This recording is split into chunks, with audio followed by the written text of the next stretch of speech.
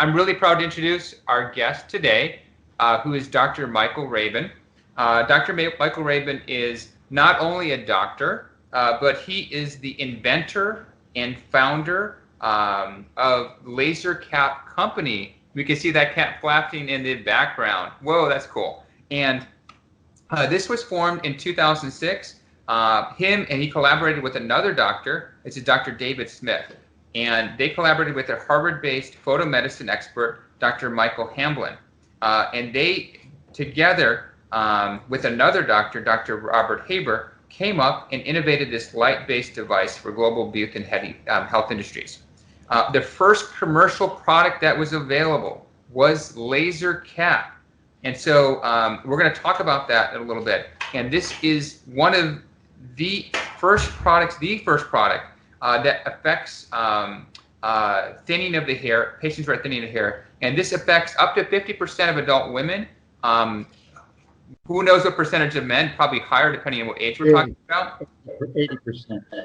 80%, and so it's everyone's going to have some sort of hair loss. So we're going to talk about this. So before we get started with this, what was kind of your driving force inventing LaserCap? So what were kind of the steps that took place for you to kind of come up with LaserCap? Oh gosh. Well, as you see, I'm a hair loss sufferer. This is all transplant. Right in the front here, and the back's all scalp micropigmentation. I'm essentially bald. And the LaserCap is for patients with earlier thinning hair. If the follicles are gone, you're not going to revive them. This is for underperforming follicles, and the light, the mechanism, which we'll get into, I'm sure later. It basically revs up the cellular respiration in the follicle, improves hair production. And so I did this as for the children. I did this for future generations because it was a little late for me. And so what was your sort of what sort of took you to that part and say, hey, let's bring this onto market? How do I bring this onto market? What were some of those steps that kind of brought LaserCap to fruition? Well, I assembled a team. I recruited the top photomedicine guy in the country, Mike Hamblin, out of Harvard. I recruited a very good optical physicist, MIT PhD, David Smith, who happens to be a local guy in Cleveland. And then I collaborated with one of the top hair surgeons in the world, Bob Haber, who's a board-certified dermatologist, not a plastics guy, but dermatologist. They can, when they're trained, they can do transplant. And so with that collaboration, we created LaserCap. Came out of the lab in like 2010 with the first embodiment of it, and it has the dubious distinction of being the most widely copied. I had a little trouble with the patents, but I have new stuff that they don't know what I'm doing next. It's the most widely copied technology for light-based hair regrowth in the world. Wow, that's both a great honor, and it's also it's probably a source of frustration. They say if you can't beat them, you copy it, right? Well, we only work with physicians, and all the copies try to go to the consumer, and it just doesn't work out. This needs to be professionally administered, so we only work with doctors. And that kind of brings us to like another question that kind of comes up, and one of the more common questions for my patients is, here's LaserCap, and here is something I can buy on Amazon for I don't know, a few $100s. What's the difference? Why do I need to get LaserCap? The big difference, and I actually created a graphic. The big difference is we're now finding in the latest research that we need much higher energy levels. Now, LaserCap, I've done some things with the circuitry to basically overdrive the lasers and still stay within compliance. And we promote much longer treatment times. But we basically want to be way up here on the at this blue arrow on the biologic effects curve, which is probably more than 20 times the output, 20 times the energy that you're going to get from one of these Amazon devices. And so these devices out there in the consumer market are grossly underpowered. I think the other thing that we note is that people don't understand the difference And I know the answer, but I'm going you to explain it. It would be better for me. LED versus laser, because people oftentimes think an LED is the same thing as a laser. Clearly, it's not. So how would you describe it to one of my patients? Say, hey, I'm talking to the founder of LaserCap. What's the difference? Well, these are lasers. Interestingly, we're finding that it perhaps LEDs at very, very high power may be equivalent to the lasers. The research may indicate that the photons from very high powered LED may be equivalent, but the LEDs that you may find in the devices, again, just grossly underpowered. And then there's a big difference in the quality of the light. It's coherent, organized light, goes in very organized waves with laser, and it's an incoherent light source. It just kind of goes all over the place. The biologic effect may be very different. It may be superior with laser, but again, the jury is still out. Although the patients, consumers cannot find LED at these very high powers in the consumer market. And kind of going back with this kind of the foundation of this research all comes from, I think it's the late 1960s. It is some animal studies looking at basically wound heal. They originally, what were they looking for? It was 1960s. It was a guy who was trying to, I think it was Mester. He was trying to, he was irradiating the backs of mice that he had shaven to try to induce a cancer in the skin, but this is red light, so it's non-ionizing. And he was finding these mice were growing hair, and so it's like, oh, the light bulb went off. Oh my, we're stimulating hair regrowth with this red light. It's almost interesting that every hair growth discovery is an accident. It's like Rogaine is an accident. It was for blood pressure. Propecia is kind of an accident for prostate. And LaserCap, it's not unusual that, hey, guess what? This was an accidental discovery. So it's kind of, you see this theme with hair that all these discoveries. Look at penicillin. There's been other medical discoveries, but hair especially. I would agree. And that kind of leads to the next questions from patients. And I think the next question from patients, and we can answer this maybe with, kind of the satisfaction of patients doing this. A lot of patients say, does it really work? If I'm a basic science guy, I like talking about looking at studies, looking at aspect, and you look at the study in the 1960s, you see that, animals are growing hair, they're actually healing wounds faster. You look in the what's hot in the world of aesthetics, and that's kind of red light versus blue light, and you see these things happening, how they affect our bodies on not just a cellular level, but almost like a subcellular level. And they asked me, does it work? And I'm obviously saying, yes, but from the founder of LaserCap, your thoughts? Well, sure. There's quite a bit of literature now. You do a PubMed search on LLLT in hair or photobiomodulation in hair, and you'll see a couple hundred research papers in the last couple of years. And so there's been quite a bit of research lately, and the double-blind placebo-controlled studies and the meta-analyses of these devices for hair regrowth all indicate we're growing hair.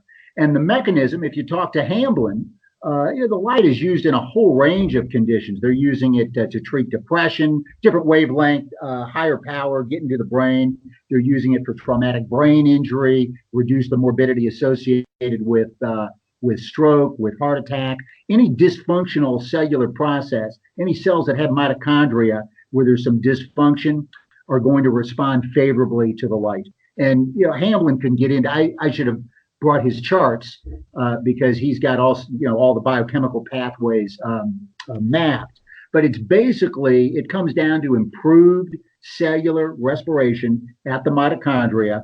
Remember the Krebs cycle from your medical school days. ATP, that's the fuel for the cell. It revs that up. So you get increased ATP production, and then a whole cascade of biochemical events that result in better functioning hairs or better functioning follicles. And that key word that you mentioned is mitochondria, that subcellular improvement. Again, that's and anyone who's in this. So you have the doctor side, and then you have the health bloggers. And I listen to both sides of the argument, and both love mitochondria. Mitochondria has become a really hot topic, and red light and treating things is super hot. So I think it's interesting. Anytime you say, I'm going to improve your mitochondrial function, you're going to see some positives, and it's not surprising you're seeing those positives happen in something like hair. Yeah, well, that's what we're targeting here. I mean, we're not going after facial rejuvenation. We're not trying to treat a depression or a soft tissue injury. And I've got it here. This embodiment kind of illustrates it. This kind of showcases the tech. It's red light on the head. We're going. We're targeting the follicle. This is the same technology as the shell devices. The shell, but it showcases it, so you can get a good visual of it. And we actually sell these, but they're sold at a premium. So if you compare those two devices, that's a great topic, because that's the newest. The newest device is the shell one, right? The one on the left. I mean, that one, correct? High tech. Yeah. And I have the one I wear every night. By the way, I could talk to my LaserCap experience. So I did a hair transplant, so I'm a hair transplant person as well. And I actually noticed with LaserCap that when I started wearing the device, I felt like my hairs were growing a little faster. My other hairs were kind of going through there. And so for me, again, it's one of those things. I noticed that some of my hairs, I use trichoscopy on my head to look at them. And I noticed that some of my hairs that were kind of on the miniaturized side were actually kind of coming back a little bit. My hair is a little fluffier, and that aspect of it. So so for me, looking at the different devices out there, I looked at the data and I felt LaserCap had the the best technical hardware, the best setup. So to me, that was like there was no brainer. And if you're going to do something which is you're going to do that something it's not, I won't say time consuming, but it's part of your ritual, you better make sure it works, because if you're doing just putting LED on your head as doing nothing, what's the point? It's a waste of everyone's time. Well, that's for sure. That's for sure. So you've got to go. Patients are always calling me directly. Hey, I want a laser cap. And I said, well, you need to go see a doctor. Well, can I get a laser cap? And I tell them, go find a hair restoration physician that you trust, that you believe in, and the rest will follow. And if that doc provides you a laser cap, so be it. If they don't, have them call me, and I'll make sure that he starts selling you a laser cap. Yeah, it's all part of that. Now, if you compare the two different models of LaserCap, so someone says, let's compare these two models. What are your thought process? So someone who's looking at LaserCap, I have the older shell version. There's the newer version that's more vented. How would you? Should I switch to the vented one? Should I? The interesting thing about the vented one, this is I work with a lot of now very high-end plastic surgeons like yourself, but historically I worked with just these pure hair transplant folks. I mean, you do all sorts of surgeries all over the body, right? Only face and hair. Oh, face and hair. Well, that's plenty. Historically, it's been these transplant surgeons, just these pure surgeons, and they're always asking me for, give me something more innovative, give me something high tech looking. And so it was kind of a motivation to showcase the technology and to create something that was unique. And so what we did with this, I'll show you this, how this goes. We created it's a flat manufactured device that has a front connector band that's small, medium, large, extra large. So it conformally fits. It basically hugs your head. Oh, that's nice. So, you just determine the patient head size and snap this thing together. I'll put it back together, and then I'll put this baby on, and you'll just see how it goes. But it's the same underlying technology. It's the same. This happens to be a 300 diode device. What I'm wearing here is a 224 diode device, but it's basically the same underlying tech. And so if we just put this thing on, you'll see how it basically hugs my head. Oh, that's nice. Yeah. So here, let me snap this on. Yeah. So there we go. So we're lit up. So you really don't need to cover this with a hat. You just wear it, in your home, and it's got a real, it basically hugs your head. But it's no different than I mean, this is a lot more expensive. Why? Because it's more difficult to make. I'd make them in lower volume. But some patients, well, I want that one. And so that's fine. But bottom line, you want to send them out with a light device, preferably a LaserCap. So whichever one you use, as long as they get a LaserCap. Do you find a difference in the two different devices as far as results? So if someone said, I want the difference between this versus that, and they say, hey, guess what? I want to make sure I get the best possible result. Is there a difference? Is there a 5% difference, a 20% difference? Again, if we go back to this curve, it hasn't been studied. It hasn't been studied. I think that all of the devices, if you look here, these are some of the over-the-counter devices. I don't really want to name names, but you can read them. I don't like to upset, competitors. Everybody's doing a good job in the industry. Your industry gets a little tricky. I mean, folks really need to look at there's hair surgeries that are being performed offshore that are troublesome. And so in our industry in the U.S., the devices are all pretty good, but these over-the-counter devices are way down on the biologic effects curve. See, that's the biologic effects curve right there.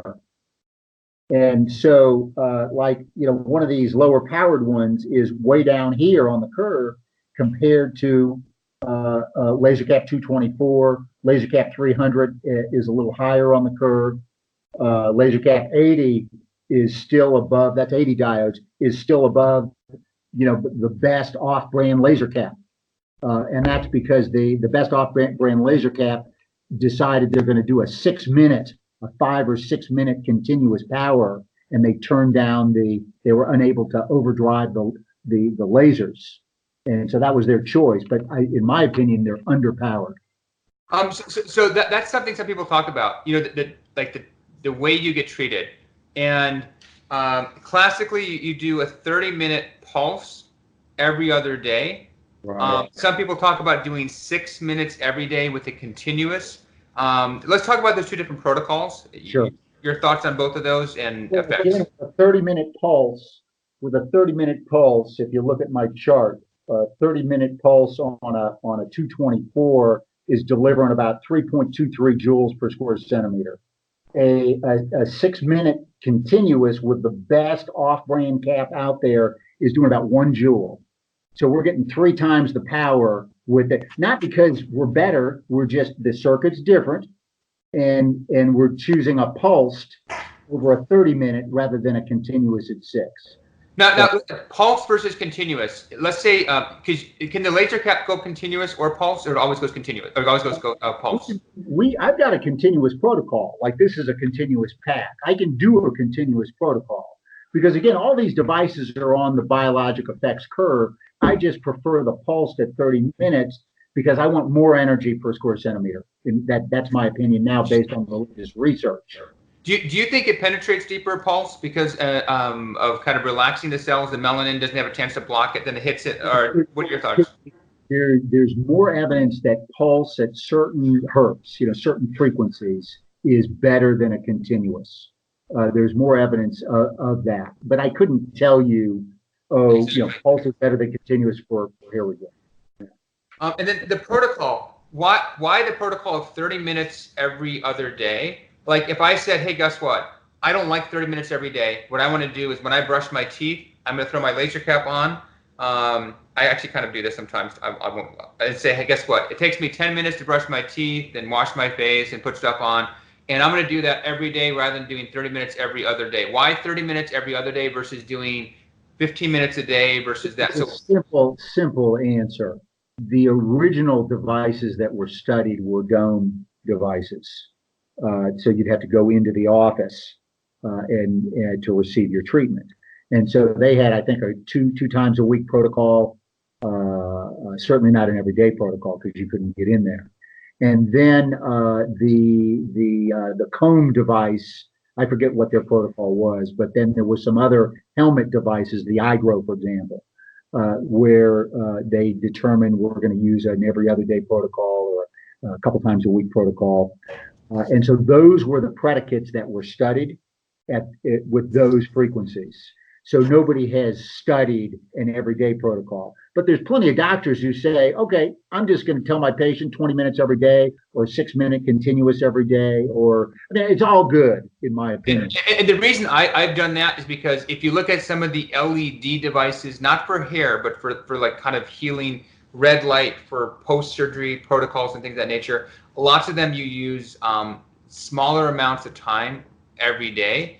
So my thought was, hey, guess what? Let's incorporate this because mitochondria is mitochondria. Let's stimulate mitochondria. Let's get more increase in our cellular activity. And so that was my thought process. But again, I have no idea whether that's a better protocol or worse protocol, but that was just kind of my variant on it. Also out of convenience. I just can't remember it. If I do something every day, I remember it. If I do something every other day, I forget. Because if I work out every day, I'm good. If I work out every other day, I'll forget and I won't do it. Well, these are physician devices. These are by physician only, and the physicians can do whatever protocols they want. I mean, the light is generally safe. I mean, you can tell your patient wear it till the battery runs out. Wear it for 2 hours. Theoretically, there can be an overtreatment. It's biphasic. There can be an overtreatment. 10 hours, 20 hours. We don't know, and it's theoretical. I think at these powers, it's still a low power, even though it's 5 milliwatt, even up to 50, even up to 500 milliwatt per square centimeter. It's still considered low power. You're not cooking anything. You're not killing anything. Okay. And so is someone who's trying it to say, I'm going to put a LaserCap on, what is the amount of time before you say, hey, guess what? You're going to see something different. And what are your thoughts? Well, I think that you ought to give patients 4 to 6 months.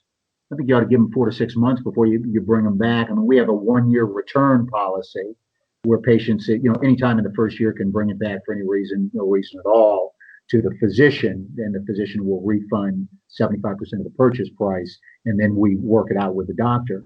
But yeah, I would give it a good 4 to 6 months before you bring the patient back for some repeat photography, and even a whole year to because growing hair it's a slow business. And I think that's kind of speaks to me the quality of LaserCap in the sense why one of the things I'm a believer in LaserCap is because anytime you have a company that believes in its product and says, hey, guess what? If you don't believe in it as a patient, we're going to work with you. And anytime I've not gone quality with something, whether it's a vitamin, it's a healthcare equipment, it's a car, when you buy a quality product, you have quality, you have the best item. And you just feel good about it because whatever reason, you feel like you're covered in your back. Versus if you buy an inferior product, you're like, well, it didn't work. Well, you're using the wrong thing. Something happened to this product. You're covered. You're in good hands. Your power output's going to be consistent. You're not worried about, getting 10 joules and 1 joules. And I see that with a lot of my lasers in the office that some of the older times you would get different things that were tweaked. And now the newer lasers are not doing that. But I'm imagining it's something like a LaserCap that you might have some of the other products that peak out and then go down. Is that? I think there's trouble with some of the manufacturing with some of the devices. I mean, there's some very good off-brand laser caps that are manufactured, but then there's a lot of copies where, I think that I don't think there's any safety issues, although, there can be battery safety issues because, it's a lithium battery.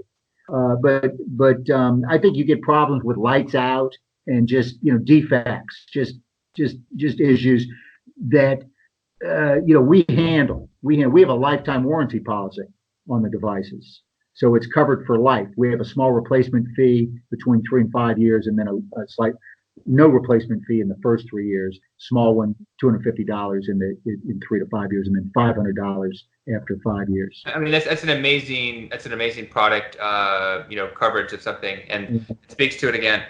A couple other questions. So with LaserCap, do you notice? I mean, you have a lot of physicians who use this and believe in this product. Do you notice any sort of protocols that people are doing that say, hey, guess what? This works well with LaserCap? Is it like, hey, guess what? LaserCap and Rogaine, LaserCap and PRP, LaserCap and it is synergistic with all the hair regrowth. In hair regrowth, you don't You don't want to do experiments on your patients. You don't want to. I mean, some docs will say, "Well, let me start you on LaserCap, and then I'm going to add the Rogaine or the topical finasteride or this or that."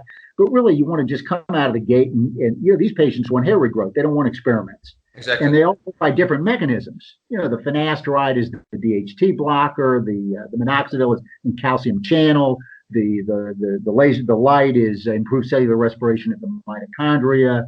The PRP is, in that regenerative genre. We're at the tip of the iceberg with that because with the PRP they're adding STEM and all sorts of ECM stimulants and activating the platelets, and there's a whole slew of things.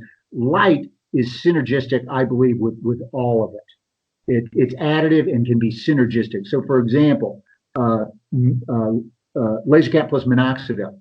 So when you put this on, if you put your minoxidil product on, and you put, even though the manual says, "Oh, well, don't use it on wet hair." Should you put minoxidil on first or your Well, laser put it cap on first. Put it on first, and then put the cap on. You get some warmth. You get an occlusive effect. You get a big bump in absorption of whatever you put on.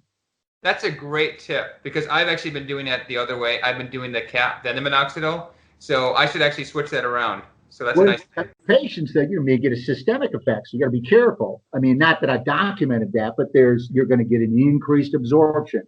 The dermatologists did the Vaseline studies and the Saran wrap studies. Where they put the topical on and then put the Saran on, and big bump in absorption. And it's a similar effect with the occlusion. All right, and then there could be some direct effects with the light. You increase circulation.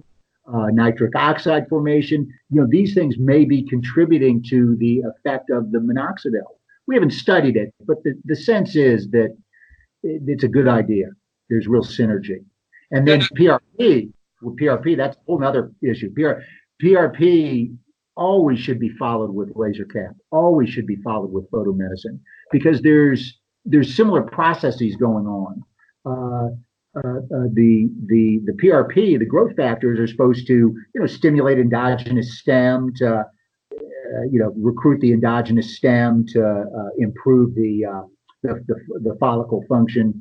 The light does a similar thing, but it's ongoing. After the PRP is done.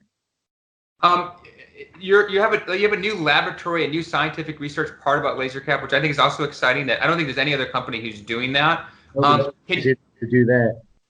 Can you tell me like some of the things that at least that you're able to talk about that's going on over there, and some of the things that you're discovering with this new arm of LaserCap? So we're trying to put together a PRP plus photomedicine for hair regrowth registry trial, and the idea is that we work with doctors. We look at their PRP. What's the cellular makeup of their PRP?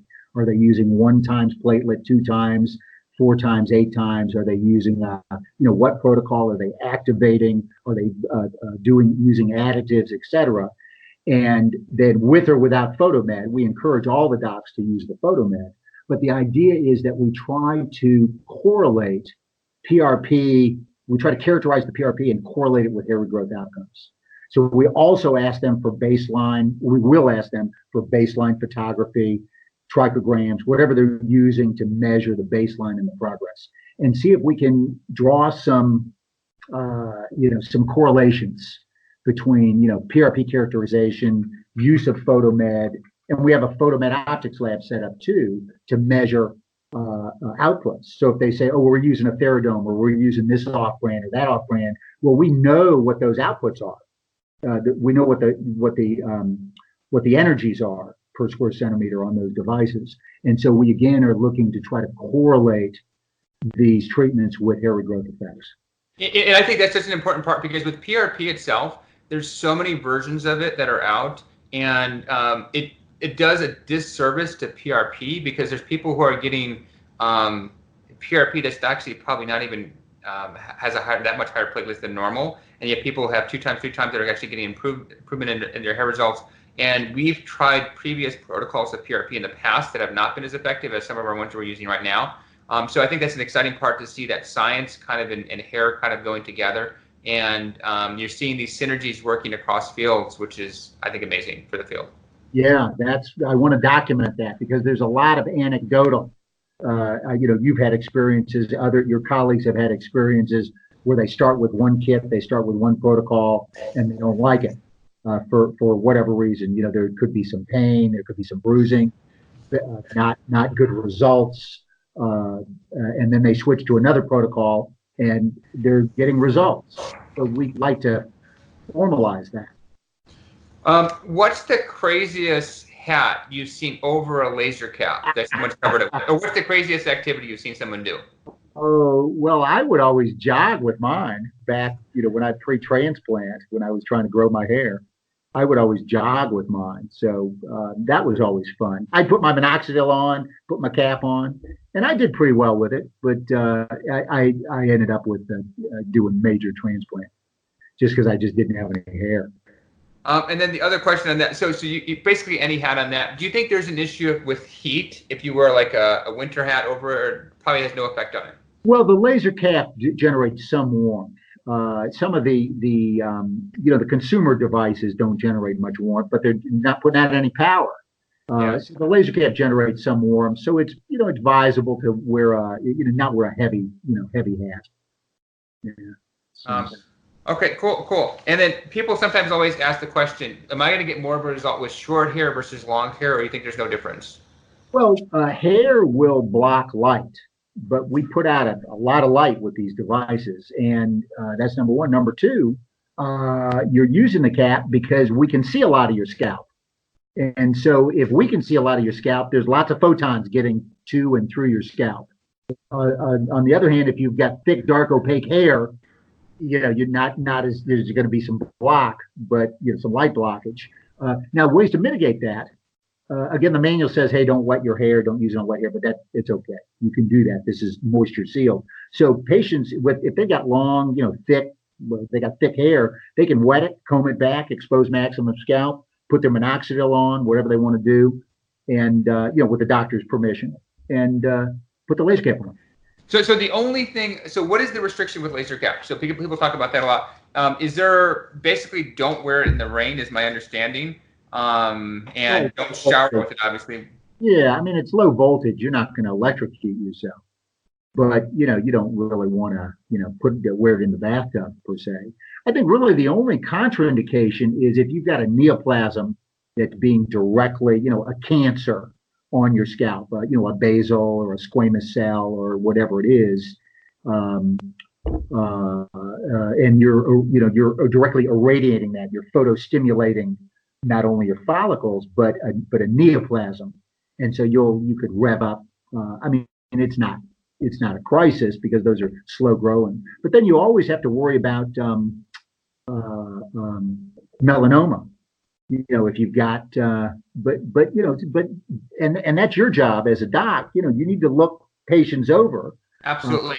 It's one of the areas that's oftentimes missed is scalp melanoma. It's one of the bad spots that melanoma can exist. The back, the scalp are two areas that patients oftentimes melanoma is missed. You got the hair covering it. But most of my patients who are wearing the laser cap, like you're talking about, the hair obstructing it is not as much of an issue. Again, I don't think I have so much see-through, but I do have some see-through.